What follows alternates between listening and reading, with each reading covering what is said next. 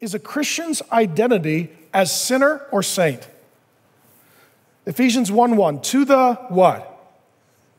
Saints who are in Christ Jesus. Now, here's our identity, in Christ. And because of our position in Christ, practically, we are saints. How many of you wouldn't start there? To the saints. Do you think they had any bad people in their church? You think it's just ours? Do you think there was anybody there that was annoying, a gossip? Somebody showed up Sunday hungover again with their pregnant girlfriend? Do you think that never happened? Do you think these were all people who sort of had a radiation nuclear glow around them because of the glory of God, with halos sort of floating in on clouds, plinking harps, just quoting Deuteronomy from memory? I mean, were these all amazing people? No, they were people like you, people like me, they're people like us. Some of them are, living a pretty decent life. Some of them need some real work. And he looks at the whole church, the good ones, the bad ones, the faithful Christians, the unfaithful Christians, the people who tithed and the people who tithed the casino, and he says, you're saints. You're saints. To the saints who are in Christ Jesus. Here's the question. Is a Christian's identity primarily as sinner or saint? Where do you start? Where does he start? Saint. Saint. He doesn't start off, dear, guilty, vile kindling.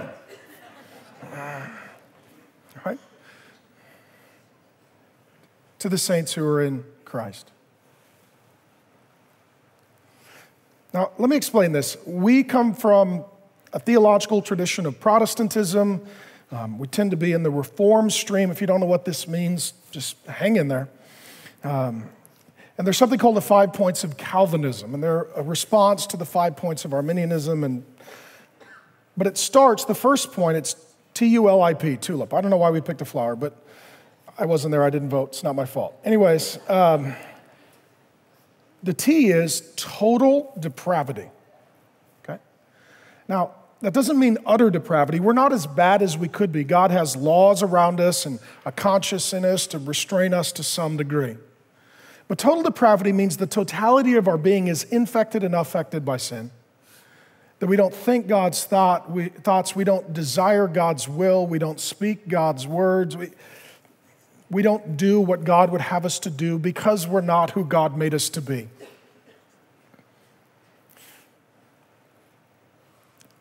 But, and this is a major course correction I need to make today at Mars Hill Church, some of you who are Christians think that that's where your identity begins as well.